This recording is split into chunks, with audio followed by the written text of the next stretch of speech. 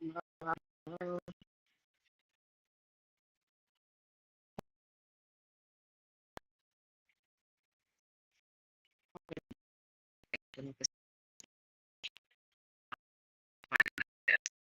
doesn't work.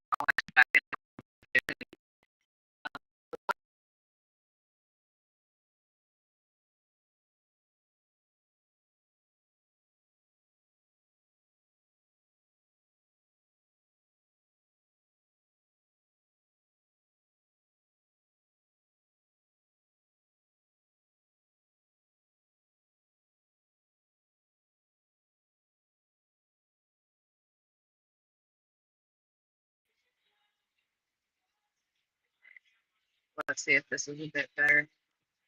Okay, cool. Doing a sound check. Hi, everyone. This is Jasmine. This is another episode of SOS Live Systems, Operations, and Scaling. And today we are talking about when brilliance becomes the enemy. So I've been doing a lot of data on, like, as I've been talking to founders, what are the things that are stopping founders from scaling in general? Like, is it know-how? Is it time?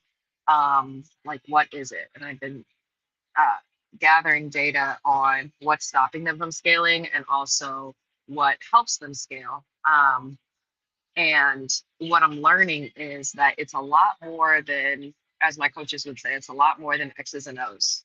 It's a lot more than just the basic things that we would think about. And last week we talked about the firefighter who gets a lot of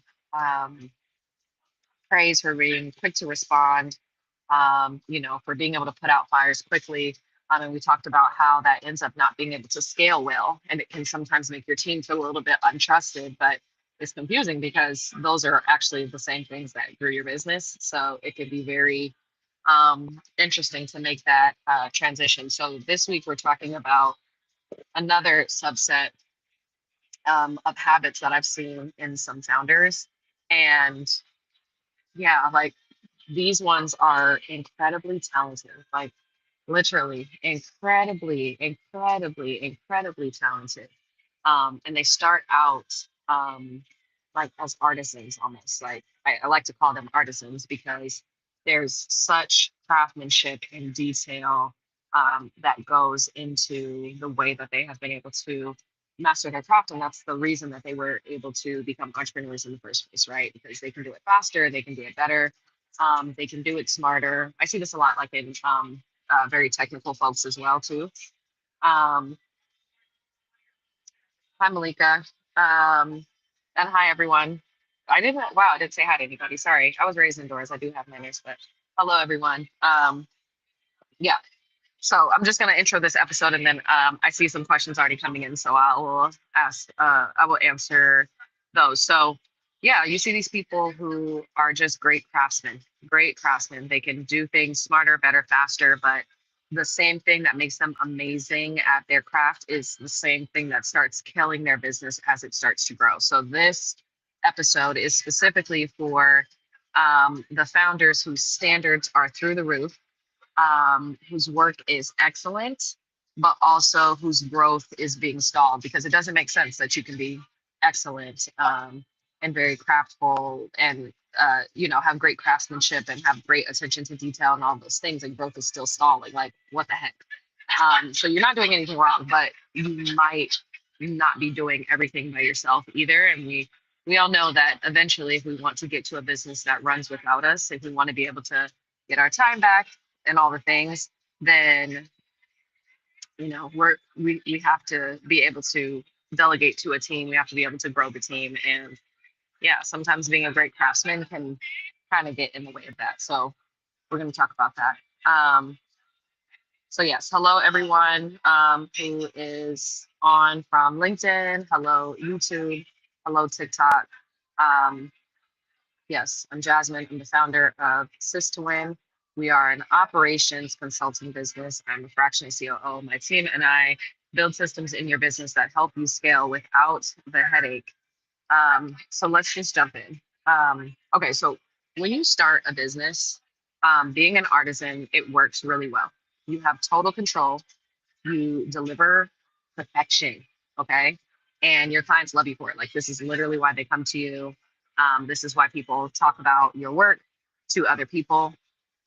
And yeah, like it works. And then all of a sudden, more clients start to come in and you start to get busier, and then there's more deliverables, and then there's more decisions, and then that same attention to detail that you were doing with your first five, six, seven, eight clients that built your reputation is now the same thing that's actually slowing you down.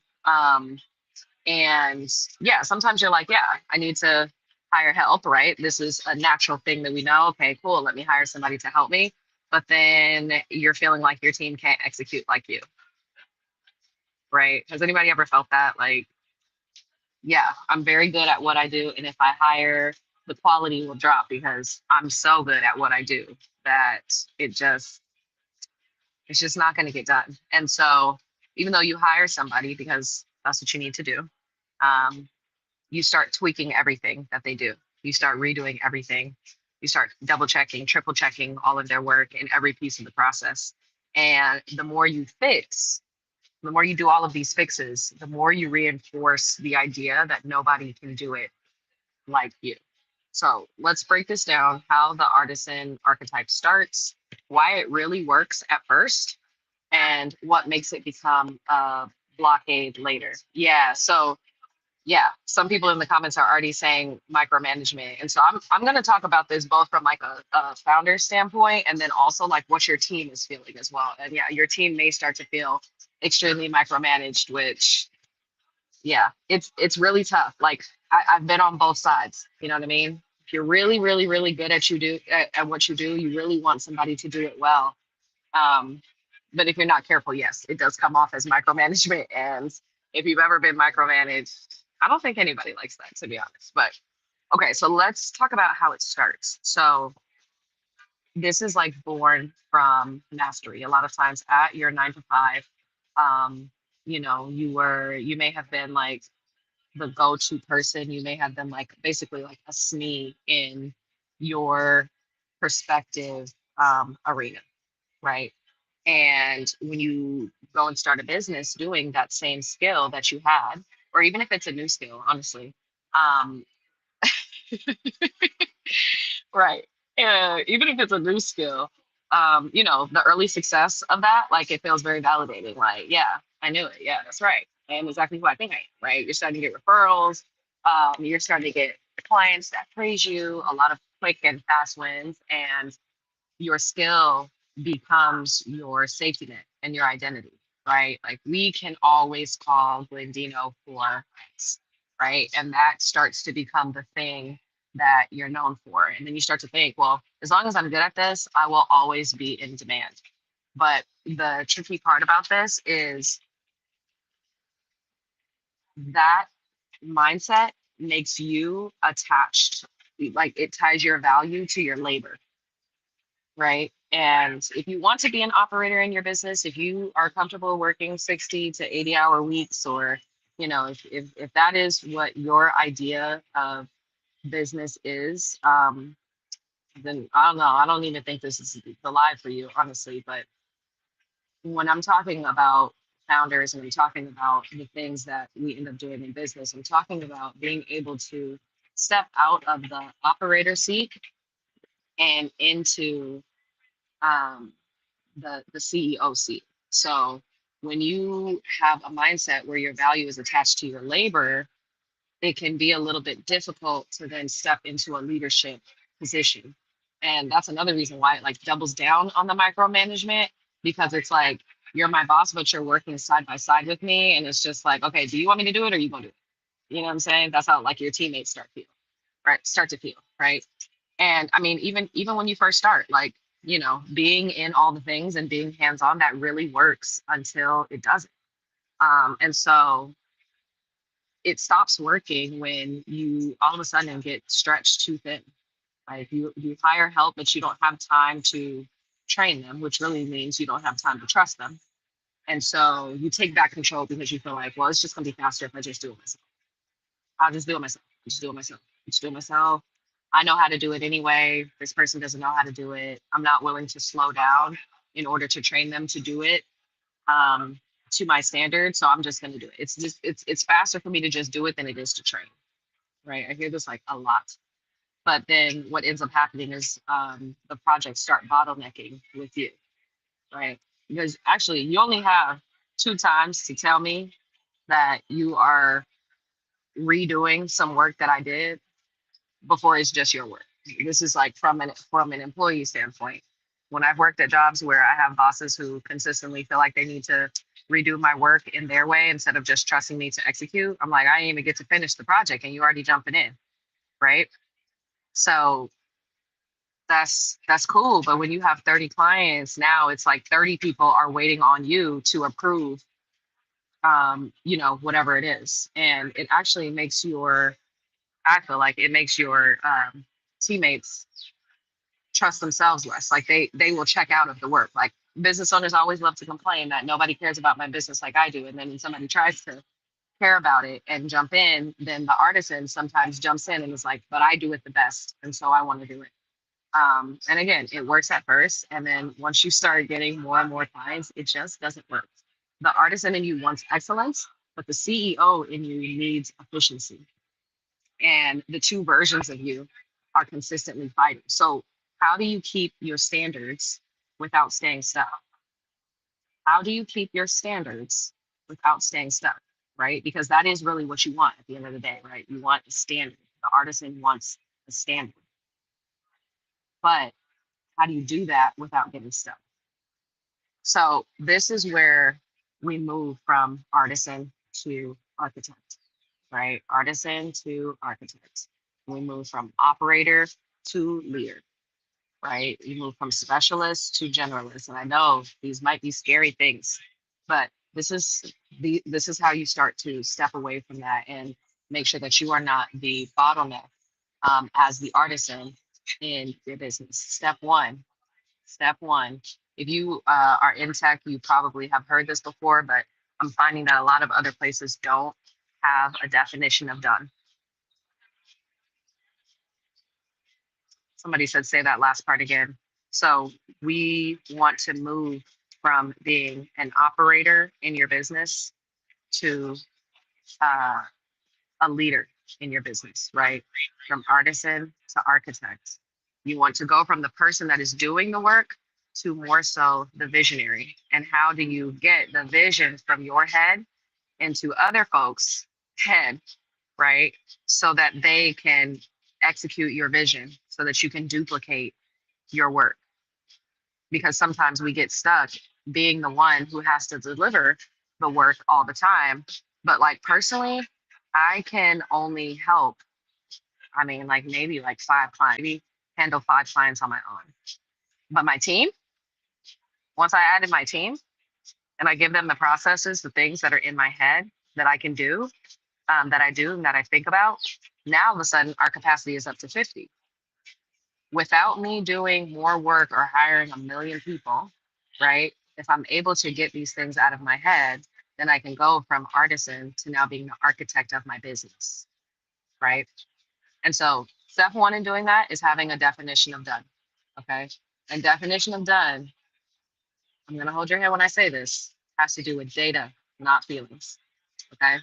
Definition of done, you don't tell them make it perfect. Telling your team make it perfect, do it like I do it. You know what I mean? Like those are things that can really turn your team off. But also they're very unclear. And so everybody has a different definition of perfect, right? If you watch any dating show, and it's always a very mixed crowd about, oh, I would have done this or I would have done that or I would have dated this person, I would have. Everybody has a different definition of perfect. So when you use these vague and emotional descriptors to describe what done looks like, everybody gets confused. Okay, you have to explain exactly what perfect looks like by using measurable checkpoints: time to delivery, error rates, revision requests, right? So exactly. Macro versus micro. Yep. And excellence needs metrics. Okay. Somebody needs to be able to say, did I do this 2 times? Yes or no. Did I do this 3 times? Yes or no. And like everybody, like, you know, we talk a lot about like, oh man, like um I hear a lot of people, turn their nose up at like, let's say, people who work in fast food. All you have to do is push a button. It's the same thing every single time. Yes, your business needs to be similar. There's a little bit more craftsmanship in it, right? But it needs to be so simple that people feel like, did I push buttons one, two, and three? That's how clear the definition of done needs to be. That way, you know that people are getting to your definition of perfect and not their own interpretation of perfect. Okay, so the second thing you need to do is to document your brilliance. Okay, this is a big one. Document your brilliance. Every shortcut and every nuance of just like, well, this is just how I do it. That's fine. It needs to be documented so other people can do it just like that. Because if not, those are the places where you feel like you need to keep on going in and editing and adjusting and all the things because you didn't include that nuance in the documentation, right? Record it, teach it, systemize it. This turns what you do into a repeatable process, right? And when it's a repeatable process, then you can hire help to duplicate your brilliance. If it's not a repeatable process, which we'll talk about, that's actually what we're going to talk about next week is the founder who customizes everything.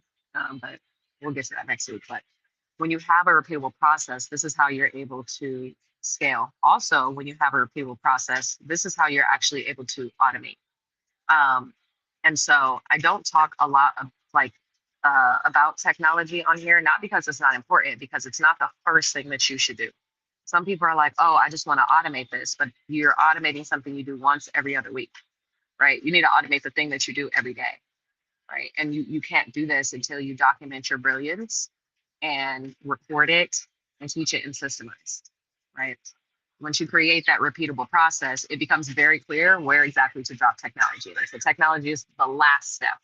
And people always ask me, oh, what's the best tech stack? What's the best technology to use? If anybody answers you immediately and just says, oh, best one is HubSpot. I say that because I'm not a huge fan of HubSpot for early stage businesses, but people love to say HubSpot. HubSpot is an enterprise tool. Enterprise, meaning very, very large businesses. That's where it works well. If not, it gets very clunky. So when you document your brilliance, it will become very clear what you need and where you need it and what it needs to be doing. It's the same thing with hiring, right? If you don't have a process spelled out, um, hiring is also going to feel like a headache because they're going to come in and be like, okay, what should I do? And because you're not clear, they're going to start making stuff up because that's what we do when there's pressure to get paid. We deliver something, but you don't want somebody delivering the wrong thing. You don't want them going 24 hours in the wrong direction, which has definitely happened to me before. Okay. But either way, once you have your definition of done with data, you need to document your brilliance so that your genius stops living in your head and starts living in your business. Okay. The third thing that you're going to do if you are an artisan, and if you have like these artisan habits that are, you know, leaking into your business, that got you to a certain point and now they're starting to hurt you a little bit. Third thing you want to do is to protect your energy for innovation, not for iteration, right? Artisans can sometimes get trapped in perfecting old ideas. CEOs create space to birth new ones. Okay. That's the difference between being busy and building, right? And so there's a lot as you are going from operator in your business to leader, your focus changes. What you're doing changes. So if you're somebody who never wants to stop being the person who delivers, you don't need to worry about a single system. You don't need to worry about a single piece of technology. You just keep on running that business through email. And if you want to be the person delivering all the time, that's perfectly fine. And you don't need a lot to do that. But if you do want to get to a point where, like me, for my birthday in April, I'm spending a month in Greece. I'm not taking no electronics. That's going to be my stress test for my business. Did we make money when I didn't touch a thing? The answer is going to be yes, right? And if you have aspirations to be that type of business owner as well, where you can trust your team to handle it, right? You can trust your team to deliver. You can trust your systems to deliver, right? Because you have clear workflows, clear SOPs, you have the right technology, and your team is trained.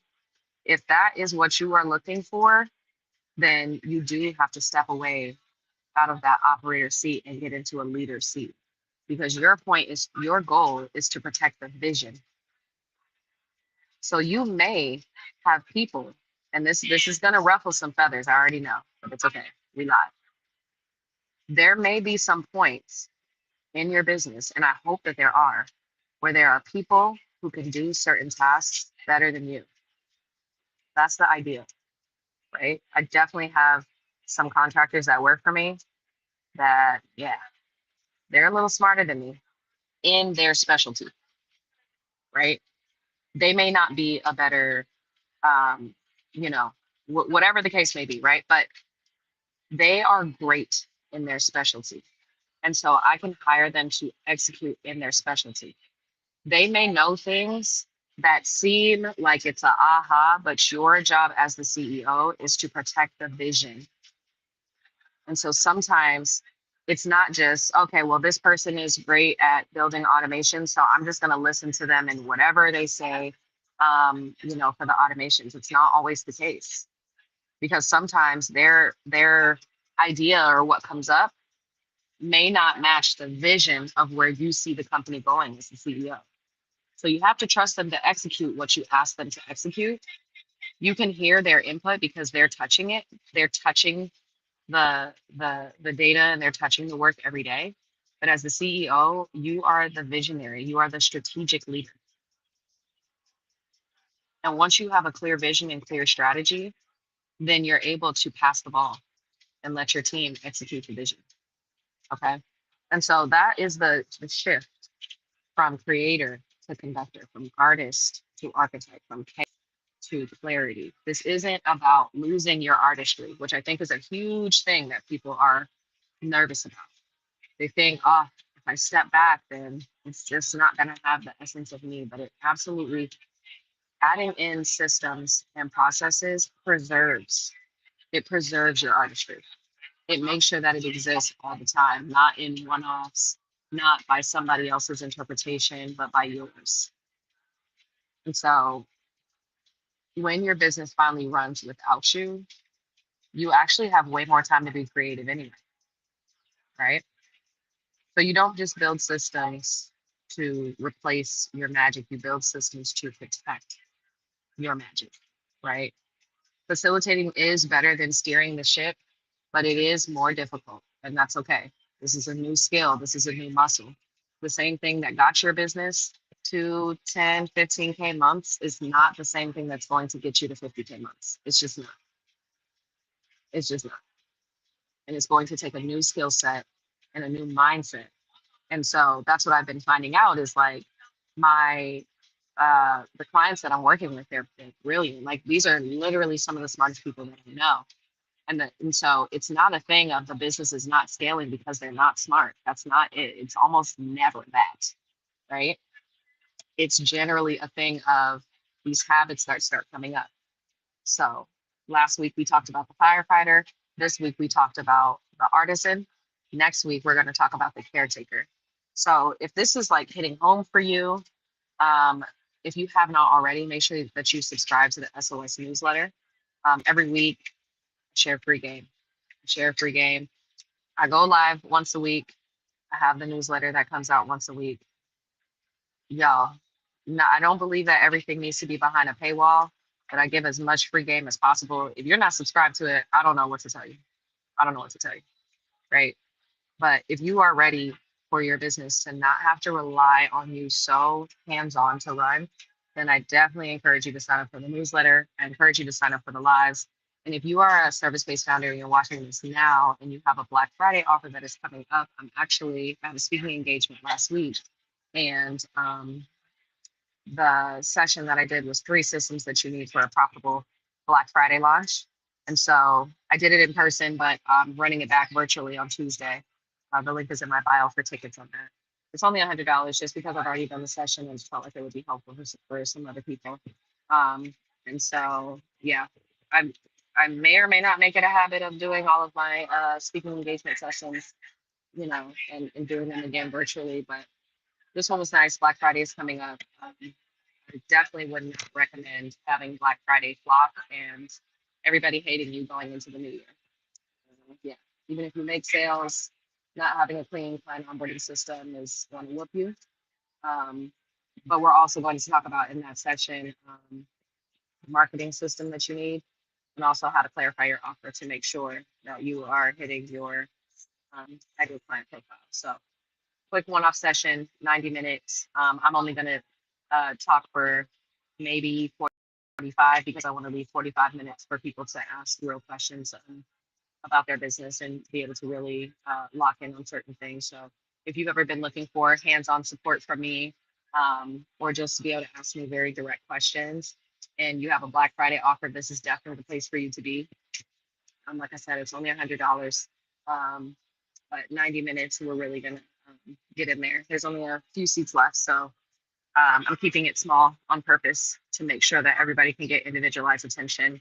I used to be a teacher and I always hated big classes. I like small groups so that everybody can get their questions answered. So, yep, tune into that. If you haven't already signed up for SOS, the newsletter, please do. Next week, we are talking about the caregiver archetype. Next time, honestly, I don't know, 90 minutes for $100. I don't think I've charged that low on anything since I was a teacher. I'm not gonna lie to you. Yeah, I can't see myself doing anything in the $100 in terms of me being live and answering questions one on one. Like, yeah, yeah. If you talk to I did the last one in a small group of 14, and when I tell you they asked at least 100 questions and I answered every single one, um, very specified to their businesses. That was a lot of work. I literally slept the whole day the next day. So, yeah, I can't see myself ever charging 150 or one anything for any live event or anything like sort of pick my brain like that again, because I definitely, if we're going to be there, we're going to be there. I'm not going to cut you off and be like, actually, to access that information, you're going to need to pay a little bit more. And so do love these sessions. So yeah, that's all I got for you this week. I will see you next week. Thank you for coming. Make sure that you are tuned in. I don't know, I guess I'm on YouTube too. So like, subscribe, share, share with a friend, honestly. I don't think that there's too many brilliant people doing brilliant things for their businesses to crumble because they just didn't have operational support. That's why I do what I do. So share all of my content with any business owner folks that you know in your network that you want to see succeed. Um, yeah. All right, y'all. Happy Thursday and see you next week.